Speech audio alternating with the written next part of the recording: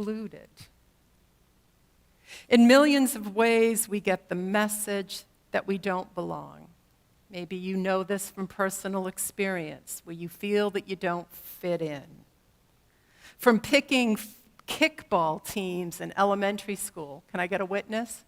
Does anybody remember picking teams in elementary school? To being denied buying a home in certain neighborhoods.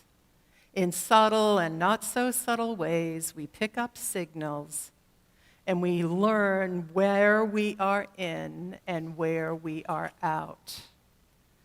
Belonging is complicated.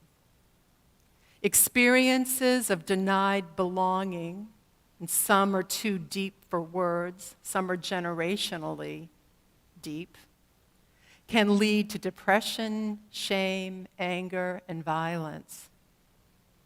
And sadly, the church, meaning the church universal, is often a place where walls are erected, and it's a place where people can feel excluded. This touches on hospitality, how we welcome people. In ordering our ministries together, feelings get hurt, communications get garbled, we trip over one another in our togetherness. And on a larger scale, many have felt the sting of rejection at church because of their sexual orientation, or their political views, or that their theological perspectives don't align with the majority. Or you fill in the blank. The many ways that we intentionally and unintentionally in the larger church erect boundaries of who's in and who's out.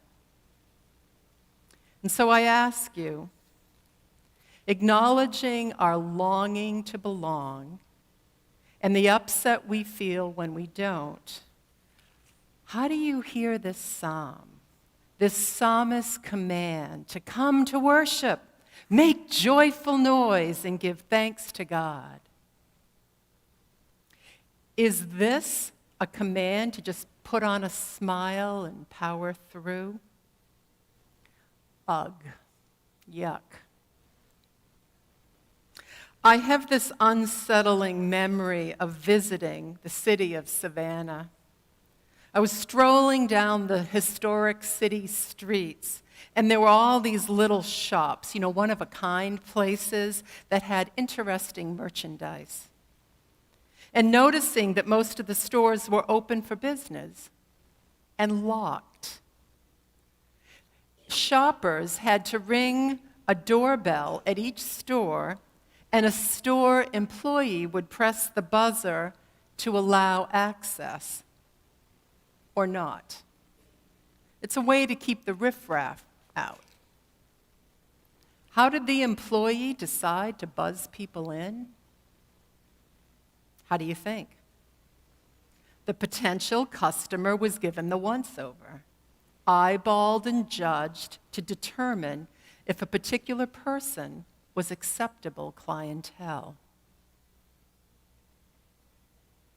I know that time I was there had been crime in these stores, so I'm sympathetic to that, but it's interesting to think about it from a theological point of view. That we keep the door locked and we open it for certain people and not for others. The decision of who is in and who is out is often a decision beyond our control. Finding ourselves disallowed can be a small moment with huge implications.